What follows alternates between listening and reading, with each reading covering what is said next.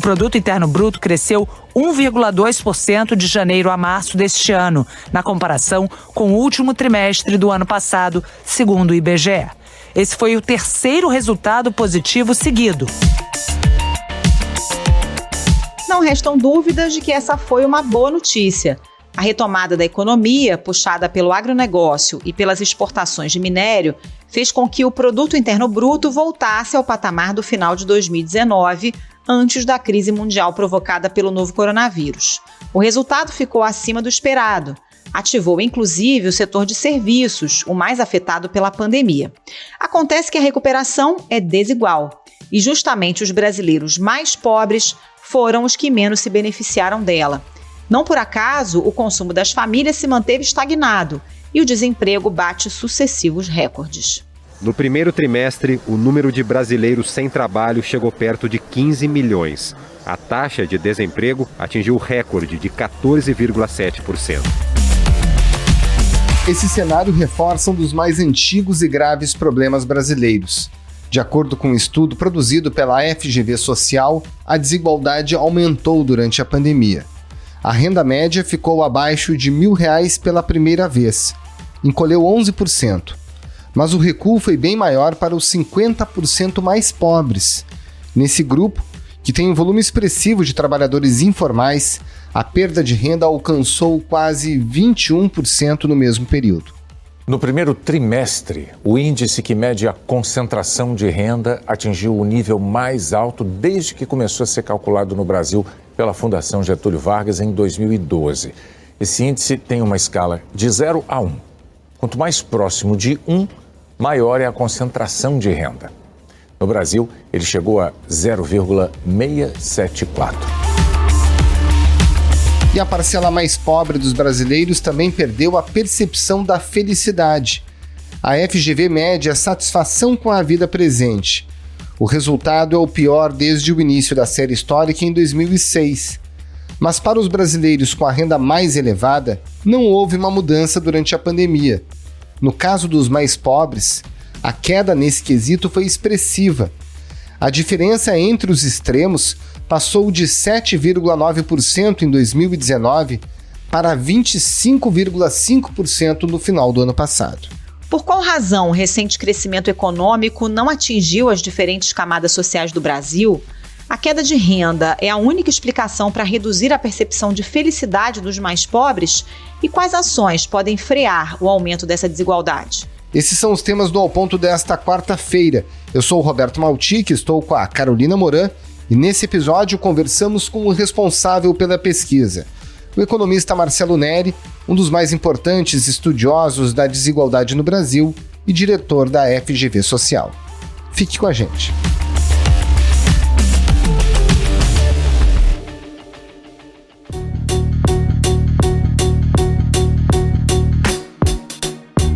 Professor Marcelo Neri, se a gente pegar apenas o dado do PIB, o dado da economia brasileira no primeiro trimestre de 2021, a gente vai ver um crescimento econômico, inclusive acima daquilo que era esperado, 1,2%, retomou a patamares, inclusive pré-pandemia, mas isso acontece com um aprofundamento da desigualdade no Brasil no mesmo período. Por que isso acontece? Na verdade, existem dois pontos, dois descompassos entre esse dado do PIB, que realmente surpreendeu, com os dados do mercado de trabalho em geral, incluindo os informais e os desempregados. De um lado, a renda média do brasileiro do trabalho ainda está 11% menor do que era antes da pandemia. Então, essa recuperação que aparece da média do PIB não acontece na renda do trabalho média. Agora, o que é mais preocupante é que na metade mais pobre, você está 21% abaixo do que você estava antes de chegar a pandemia. Então, é um descompasso não só porque o PIB não enxerga desigualdade, porque ele é uma média, mas a própria média da renda do trabalho das pessoas, incluindo informalidade, longe dessa retomada do PIB. Professor, a gente pode dizer que teve uma perda generalizada ou os ricos ficaram mais ricos e os pobres ficaram mais pobres? Eu acho que houve uma perda generalizada, mas ela foi muito mais forte. na camada mais pobre. Na renda, houve uma perda generalizada, mas muito maior na base.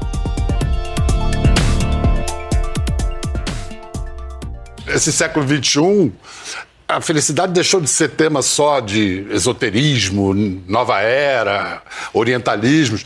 A ciência abordou essa questão da felicidade. O estudo que o senhor divulgou na segunda-feira trata de desigualdade e também de felicidade. Nesse período de pandemia, se a gente está olhando a desigualdade aumentando, a renda dos mais pobres reduzindo em proporção ao aumento ou uma concentração maior de renda entre os mais ricos, como é que ficou a felicidade nesse período?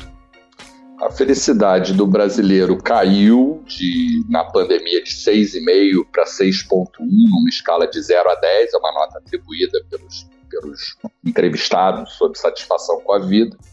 Esse 6,1 é o menor nível da série histórica que começou em 2005 no Brasil, então é uma situação extrema.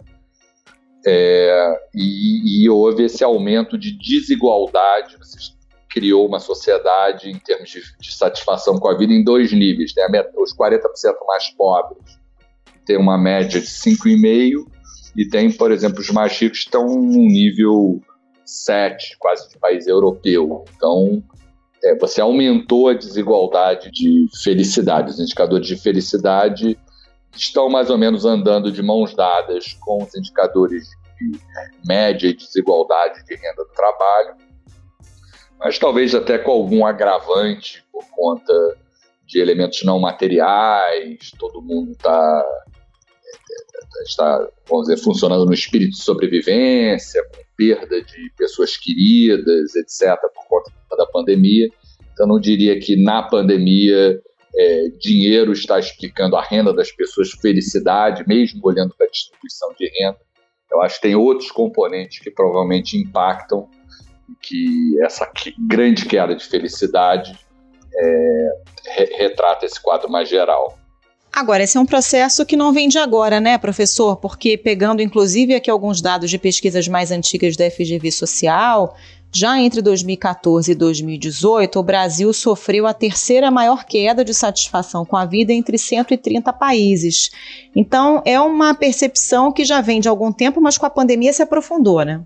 Exatamente, eu acho que esse é um ponto extremamente importante, não só para a felicidade, mas para a desigualdade, ou mesmo para o crescimento. Quer dizer, a pandemia chega no país depois de perdas sucessivas. Quer dizer, o ápice do mercado de trabalho, da felicidade, etc., foi meados da década, 2014, mais ou menos. A gente teve uma grande queda em todas essas dimensões objetivas e subjetivas até a pandemia. E o que a pesquisa mostra é que, e esse eu acho que é um ponto importante, que as perdas observadas no Brasil, em particular dos indicadores subjetivos, foi maior que do resto do mundo. Quer dizer, a pandemia é um choque global que afeta a todos, mas no Brasil, na pandemia, apesar de a gente ter sofrido já quedas anteriores à pandemia maiores que no resto do mundo, a nossa queda na pandemia foi em todos os indicadores analisados maior do que no resto do mundo. Em quais aspectos que a gente pode dizer que essa percepção de felicidade é menor entre os brasileiros na comparação com outros países? O que aconteceu no Brasil foi uma piora maior, não só de felicidade, que é uma visão global sobre a vida, mas no cotidiano, né? A pandemia nos afeta muito no cotidiano, um pouco esse eterno dia da marmota, de acorda no dia seguinte, tem uma sensação. Quando você pergunta para as pessoas quais foram as suas sensações, suas emoções ontem, você sentiu predominantemente tristeza, preocupação, estresse, raiva? Por exemplo, na raiva, o brasileiro tinha 19% dos brasileiros sentiram raiva no dia anterior de uma forma forte, antes da pandemia, passou para 24% durante a pandemia. Muita gente não tem recebido o benefício do INSS. E o pior, a maioria nem sabe por quê. E no mundo era 19,2%, subiu para 20%. Ou seja, o brasileiro ultrapassou o mundo numa marca que talvez não seja uma marca brasileira, de sentir raiva. Então, todos os indicadores subjetivos mostraram uma piora maior no Brasil e como se fosse uma espécie de uma medida relativa, né? Porque a pandemia afeta a todos. É preciso dizer que, vamos dizer, o medo de violência, que é uma marca brasileira, melhorou durante a pandemia, uma das poucas coisas que teve uma melhora. Mas você está pegando, quer dizer, tem esses indicadores psicológicos que sofreram muito nos últimos anos, dos brasileiros, em particular na pandemia, mas tem um ciclo de pioras, tá ligado à nossa confiança nas instituições como o governo federal, esse suspeita das eleições, da honestidade das eleições, ou esse medo de violência. Isso vem deteriorando já, pelo menos desde antes das manifestações de 2013, e esses indicadores, eles tiram a ideia, uma certa zona de conforto, que quando a gente olha para o Brasil, fala, não, o mundo está mais complexo e o Brasil também está mais complexo, então é tudo parte de um fenômeno complexo. Eu acho que esses dados ajudam a entender um pouco o contexto do Brasil e nos tira dessa zona de conforto, de falar, não, o mundo teve a Primavera Árabe, teve agora as manifestações no Chile, etc., na Colômbia, nós tivemos as nossas em 2013, etc. Eu acho que o quadro brasileiro é um quadro mais complexo, pelo que esses dados subjetivos sugerem.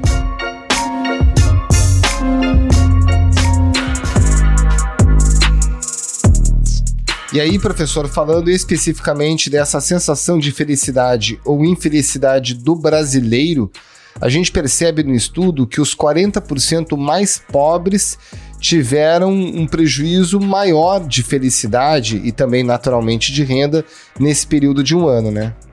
Quer dizer, o Brasil sempre teve muita desigualdade, muita informalidade, tem uma série de problemas coletivos, como tivemos inflação alta, violência, um certo caos urbano, que não necessariamente afeta todos os países. Mas a informalidade é uma marca brasileira e a pandemia afeta muito o setor informal, que abriga a maior parte dos pobres no Brasil. Então a pandemia ela acabou prejudicando muito a baixa renda no mercado de trabalho e, consequentemente, isso ajuda a entender essa perda de felicidade dos mais pobres, porque os 60% mais pobres, em particular os 40% de baixo, o grosso da perda de felicidade é explicada por esse grupo. O resto da população se manteve relativamente no mesmo nível de satisfação com a vida. Então eu diria que informalidade, uma série de precariedades que são mais predominantes na base da distribuição, são fatores reais que explicam essa perda subjetiva, não só de felicidade, como outras dimensões entre os mais pobres no Brasil. Os alimentos, de uma forma geral, estão mais caros, mas a carne, especialmente a carne bovina, está muito mais cara. E aí, com esse aumento do preço, né, ou pesa muito no bolso, ou fica a saudade, porque nem todo mundo tem condições de arcar com esse aumento no preço da carne. Agora, há também componentes psicológicos, comportamentais, etc. Eu não quero reduzir a essa perda de felicidade, que talvez seja o fim último de todos nós, né, sermos felizes, não individualmente apenas, mas quanto nação, etc. A pandemia ela coloca questões de sobrevivência, questões, vamos dizer, perda de entes queridos, etc., que também entram nessa equação de felicidade. Não é só uma questão de perda de renda para um, para outro. Isso é um componente importante, mas não é o único. E as medidas de proteção e de transferência de renda não conseguiram dar conta de compensar toda essa perda de renda e também de satisfação, né, professora? A gente teve ali no ano passado o auxílio emergencial com valor maior, depois ele acabou sendo reduzido, mas não compensa exatamente todo esse cenário de desmantelamento econômico, né? Até vamos dizer, o dado do primeiro trimestre, o último dado que a gente olha, preciso dizer que é de renda do trabalho, que o auxílio tem um efeito indireto, mas também é um período que não tinha mais auxílio, né, que o auxílio foi interrompido. E isso leva um pouco, quer dizer, o Brasil não pode ser acusado em 2020 de ter gastado pouco na pandemia. teve um gasto de uma ordem de quase 10% do PIB, mais do que qualquer outro país emergente, em proporção do PIB, que não é pequeno no Brasil, etc. Mas talvez a gente tenha gastado mal, assim, por exemplo, talvez a gente tenha feito muito auxílio emergencial, não gastamos em vacina e não investimos em inclusão produtiva, fechamos mais escolas do que bares, com uma certa tranquilidade. Então, isso talvez denote não uma falta de... O auxílio, como você disse, foi generoso, foi bastante generoso, só que talvez a gente tivesse que investir mais em saúde, mais na inclusão produtiva, que é o que vai deixar as pessoas mais fortes depois da pandemia. E perspectivas de recuperação, professor? Porque a gente tem visto nos países que mais avançaram na vacinação, como Israel e Estados Unidos, não só uma retomada econômica, mas também uma recuperação nos índices de satisfação, as pessoas voltando para a rua, podendo tirar as máscaras, tem um clima de otimismo nesses países, né? Aqui no Brasil a vacinação é lenta, mas mesmo quando a gente conseguir avançar, tem vários problemas estruturais e heranças que vão ficar dessa pandemia, com as quais a gente vai ter que lidar. Qual é a perspectiva da gente conseguir recuperar e voltar aos patamares anteriores à pandemia? Eu acho que pelo lado da vacinação é positivo. A perspectiva, apesar dos atrasos, etc., vai ser o aliado fundamental no curto prazo, né? A gente teve uma certa, vamos dizer, ineficiência, porque o Brasil foi um país muito generoso com auxílio, então a gente deu um auxílio para as pessoas, em vez de falar para as pessoas ficarem em casa, não dissemos isso.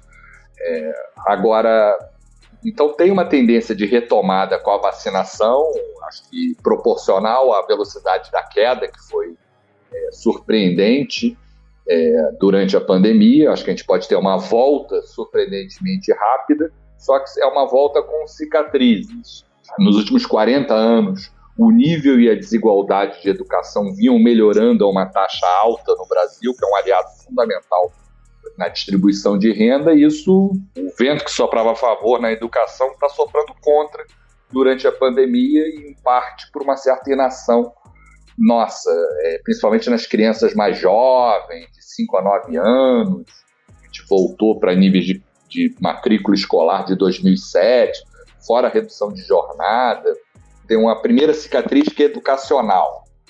A segunda cicatriz são os jovens, que são os que são mais penalizados no mercado de trabalho durante a pandemia e já eram antes, na grande recessão de 2015 e 2016, foram os maiores perdedores. E finalmente, eu acho que a gente tem feito poucas ações de inclusão produtiva que vão ser importantes. Durante a pandemia, você precisa de doses cavalares de anestesia, auxílios emergenciais, etc. Não se discute isso. Mas a gente precisa fazer uma operação para que os problemas da juventude, de inclusão produtiva, de desemprego, sejam superados após a pandemia passar. Eu acho que nesse aspecto a gente está sem um plano de voo. A gente tem ações emergenciais, mas não tem um plano para recuperar e dar perspectiva para a população e para os jovens.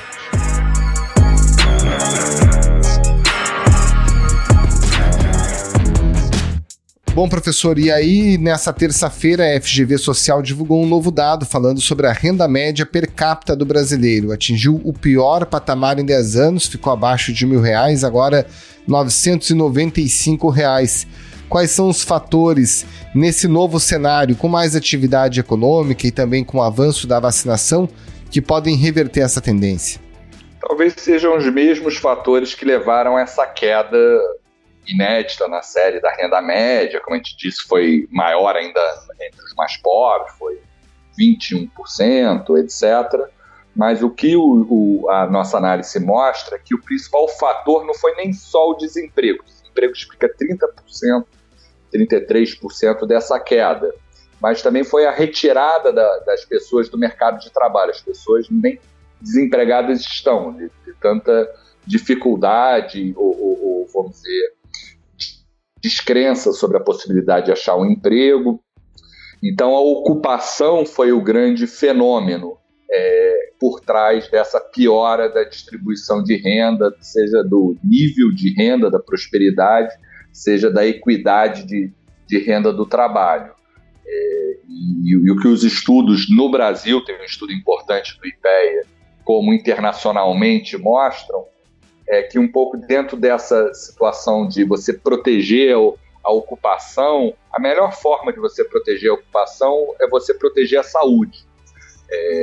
Então, eu acho que à medida que a gente consiga proteger a saúde das pessoas via vacinação, via isolamento social, máscaras, etc., que são tão necessários quanto eram antes, a gente vai conseguir ter uma retomada dessa principal causa da perda da prosperidade, da equidade, que é a perda de postos de trabalho. E é importante que nessa conta a gente consiga enxergar os invisíveis, que é o setor informal, que não aparecem nos dados do CAGED, que não aparecem tão claramente nos dados do PIB. Então, quando a gente olha para a renda das pessoas, a situação, você não tem uma recuperação aos níveis iniciais. A gente ainda está 10%, 11% abaixo, e nos mais pobres ainda estamos 21% abaixo, que é uma distância grande em relação a um ano atrás.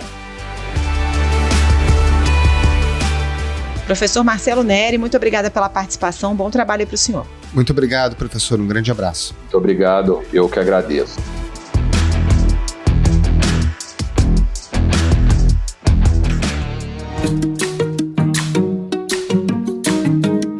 Esse foi o Ponto de hoje, o podcast diário da redação do Globo. Nessa conversa a gente conta com a participação de toda a equipe do jornal, as mesmas pessoas que levam até você informação e análise de qualidade todos os dias. Quer saber mais? Assine o Globo. Acesse assineoglobo.com.br e confira todas as notícias e reportagens especiais. A produção foi do Bernardo Ionechig e a edição é do João Guilherme Lacerda. Tchau. Até mais.